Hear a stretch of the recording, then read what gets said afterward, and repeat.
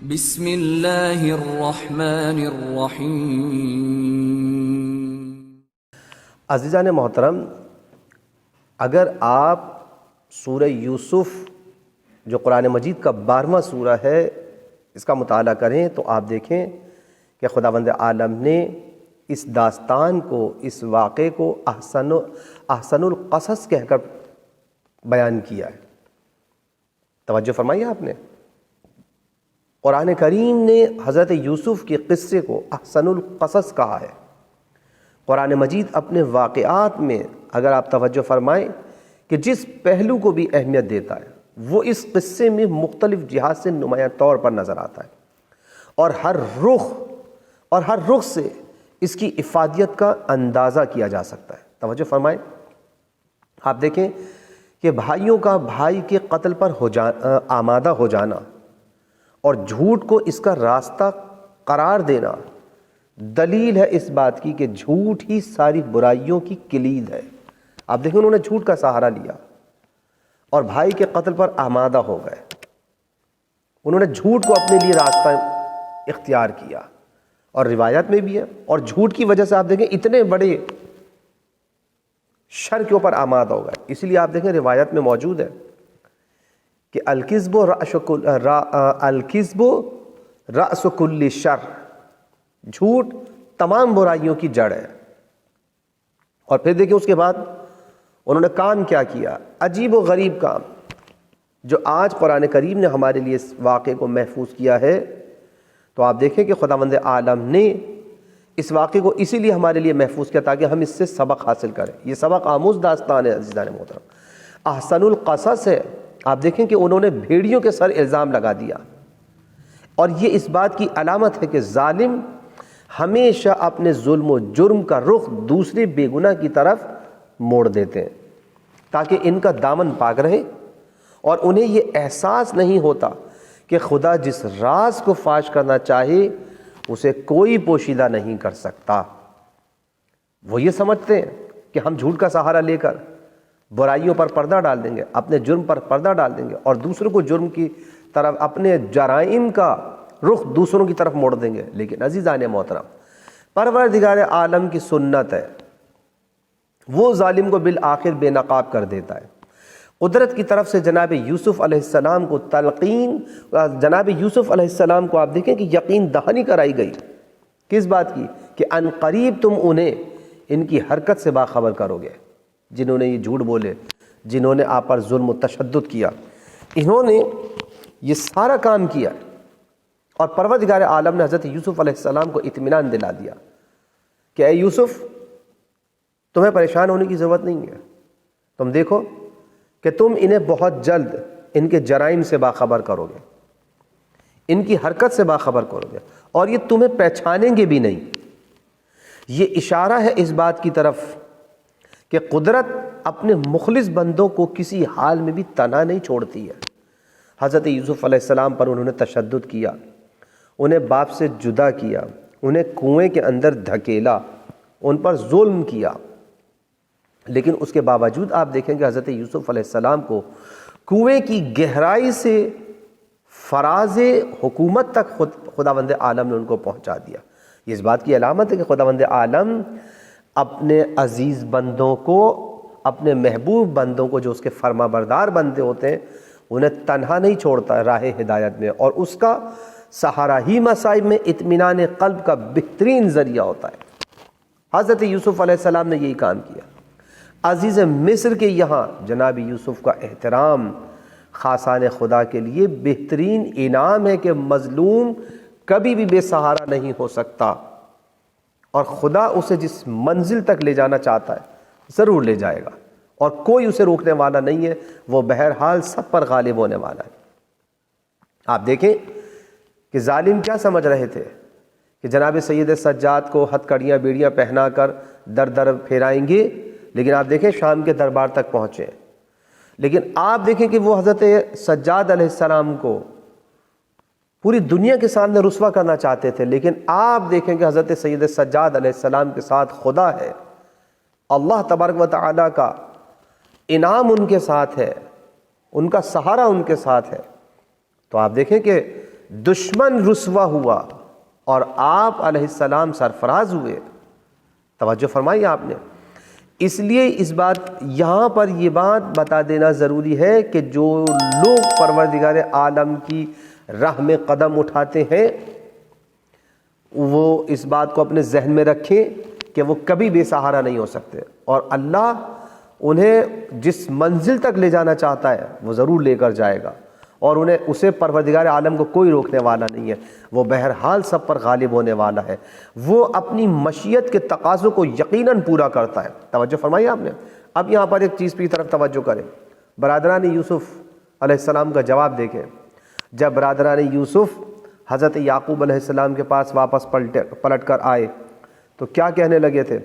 بڑا حساب شدہ جواب لے کر آئے اور ایک منصوبہ تیار کر کے لے آئے کہ ہمیں کیا جواب دینا ہے. اور کہنے لگے، اب دیکھیں انہوں نے کیا کیا لفظ استعمال کیے اپنی جواب میں. یا ابانا یہ لفظ استعمال کیا. اس کا کیا مطلب ہے؟ یعنی اے بابا جان. یہ آپ سمجھے اس مطلب کا کہ انہوں نے آگے یہ جملہ کیوں کہا ہے یا ابانا، اے بابا جان؟ اصل میں وہ در حقیقت عطوفت کی طرف متوجہ کر رہے ہیں. یہ ایک عاطفی لفظ ہے کہ جسے انسان پہلے ہی مرحلے پر مہربانی کی طرف، رحم دلی کی طرف رغبت پیدا کر لیتا ہے. تو آپ دیکھیں کہ انہوں نے سب سے پہلے اپنے والد گرامی کو یا ابانا کہہ کر خطاب کیا تاکہ ان کے ذہن کے اندر پہلے سے کوئی غصہ نہ آنے پائے، بلکہ وہ عطوفت کی طرف متوجہ ہو اور رحم دلی کے لیے تیار ہو جائے پہلے. توجہ فرمایا آپ نے. اس کا مطلب یہ ہے کہ اپنی معصومیت ظاہر کرنا تھا ان کا. یہ لفظ استعمال کر کے یا ابانا کہنا، گویا وہ اپنے آپ کو معصوم ظاہر کرنا چاہتے ہیں کہ ہم بالکل بے گناہ ہیں، ہم معصوم ہیں، اور باپ کی محبت حاصل کرنا چاہتے ہیں. دوسری بات یہ عزیزان محترم کہ یہ طبیعی بات تھی کہ یوسف علیہ السلام کیونکہ بہت چھوٹے تھے اس لیے ان کو سامان کے پاس بٹھا دیا، اور باقی سب بڑے تھے تو کھیل کود میں لگ گئے، دوڑ میں لگ گئے، جس طرح آج بھی عام طور پر ہوتا ہے. توجہ فرمایا آپ نے. اسی طرح انہوں نے والد کی توجہ کو ہٹانے کے لیے بچشمے گریاں، آپ دیکھیں، آنسو بہانا شروع کر دیے. آنسو بہاتے ہوئی آنکھوں سے کیا کہا؟ بابا آپ ہماری بات پر یقین نہ کریں گے چاہے ہم سچے ہی کیوں نہ ہوں. آپ دیکھیں کہ آنکھوں میں آنسو ڈبڈبانے لگے. آپ دیکھیں جو اس قسم کے لوگ ہوتے ہیں وہ ڈرامہ کرنے میں دیر نہیں کرتے ہیں تاکہ اپنے جرائم کے اوپر پردہ ڈال دیں. یعنی جھوٹے آنسو بہانا شروع کر دیے. کیا ہم بابا آپ ہماری بات پہ یقین نہیں کریں گے چاہے ہم سچ ہی کیوں نہ بول رہے ہوں. اور پھر آپ توجہ فرمائیں، اس کے علاوہ آپ دیکھیں کہ والد کی مزید تسلی و یقین دہانی کے لیے انہوں نے کیا کیا؟ یوسف کا پیراہن کسی جانور کے خون سے رنگین کر کے لے آئے. توجہ فرمائی آپ نے. دیکھیں کتنے کام کیے. یا ابانا استعمال کیا، اے بابا، اپنی مہربانی کی طرف متوجہ کر رہے تھا. اور اسی طرح سے دوسرا جملہ یہ کہ آپ ہماری بات پہ یقین نہ کریں گے چاہے ہم سچی کیوں نہ بول رہے ہیں، آنسو بہا رہے ہیں. یہ دوسرا ڈرامہ انہوں نے کیا ہوا ہے. اور پھر تیسری بات کیا کی ہے؟ تیسرا کام یہ کیا کہ حضرت یوسف علیہ السلام کے کرتے کو ایک جانور کے خون سے رنگین کر کے لے آئے. لیکن کیونکہ چور کے پیر نہیں ہوتے، چور اپنے نقش خود چھوڑ کر چلا جاتا ہے. توجہ فرمائیے آپ نے، اپنے نقش پا چھوڑ دیتا. تو یوسف کے بھائیوں کا بھی یہی حال تھا. یوسف کا کرتا بالکل صحیح و سالم ہی خون میں ڈبو کر لے آئے. انہیں یہ خیال ہی نہیں رہا کہ جب بھیڑیا حملہ کرے گا تو اس کو جب پھاڑے گا، کھائے گا، تو آپ دیکھیں کرتا پھٹ جانا چاہیے، جو ہے وہ تار تار ہو جانا چاہیے. لیکن آپ دیکھیں کرتا جو ہے وہ بالکل صحیح و سالم ہے. توجہ فرمائی. ان کے ذہن میں یہ بات تک نہ آئی کہ کرتے کو کچھ چاک کر دیا جائے. نہیں، بھیڑیے کے حملے کا ثبوت تو بن سکے تاکہ جیسے ہی حضرت یعقوب علیہ السلام نے کرتے پر نظر ڈالی،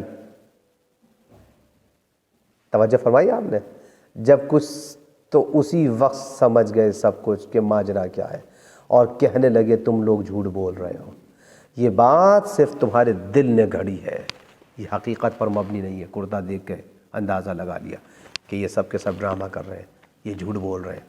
توجہ فرمایا آپ نے. روایت میں کہ حضرت یوسف کا کرتا لے کر الٹ پلٹ کر دیکھا اور فریاد کرتے تھے، اشک بہاتے تھے حضرت یعقوب علیہ السلام، اور کہتے تھے کہ ارے یہ کس قدر مہربان بھیڑیا تھا. توجہ تو فرمائے کہ کہ جس نے میرے یوسف کو تو کھا لیا لیکن اس کے کرتے کو ذرہ برابر نقصان نہیں پہنچایا. اور یہ کہتے ہوئے بے ہوش ہو گئے. اتنا گریہ کیا حضرت یعقوب علیہ السلام نے اس موقع پر، بے تحاشا آنسو بہائے، اتنے آنسو بہائے ہیں اور اتنا گریہ کیا بے ساختہ کہ آپ بے ہوش ہو گئے، اور اتنی دیر بے ہوش رہے کہ صبح نمودار ہو گئی. توجہ فرمائی آپ نے، یعنی پوری رات عالم بے ہوشی میں پڑے رہے. صرف باپ سے ابھی بیٹا جدا ہوا ہے اور علم نبوت سے جانتے ہیں کہ زندہ ہیں، پھر بھی زندہ پہ گریہ کر رہے ہیں. اب کوئی نہیں کہتا کہ حضرت یعقوب علیہ السلام یہ کیا کر رہے ہیں، بدعت ہے گریہ کرنا؟ نہیں، مصیبت پہ گریہ کرنا یہ سنت یعقوبی ہے. لیکن اس کے باوجود کہ حضرت یعقوب کا دل شدت غم سے کباب ہو چکا تھا اور جان و جگر میں آگ لگی ہوئی تھی، پھر بھی آپ نے اپنی زبان پر نا امیدی اور مایوسی کے کلمات ادا نہیں کیا عزیزان محترم، بلکہ یہی کہا کیا، میں صبر جمیل کروں گا. اور پھر کہا واللہ المستعان علی ما تصفون، دیکھو اور تمہارے بیان کے مقابلے میں اللہ ہی میرا مددگار ہے. میں اس سے یہ چاہوں گا کہ جام صبر کی تلخی کو میرے لیے شیریں بنا دے اور مجھے اتنی قوت و طاقت عطا کر دے پروردگار کہ میں اس طوفان کا مقابلہ کر سکوں. یہ حضرت یعقوب علیہ السلام کے، اور میری زبان پر کوئی نازیبہ لفظ نہ آنے پائے. انہوں نے یہ نہیں کہا کہ پروردگار مجھے یوسف کی موت پر صبر عطا کر دے، نہیں. کیوں؟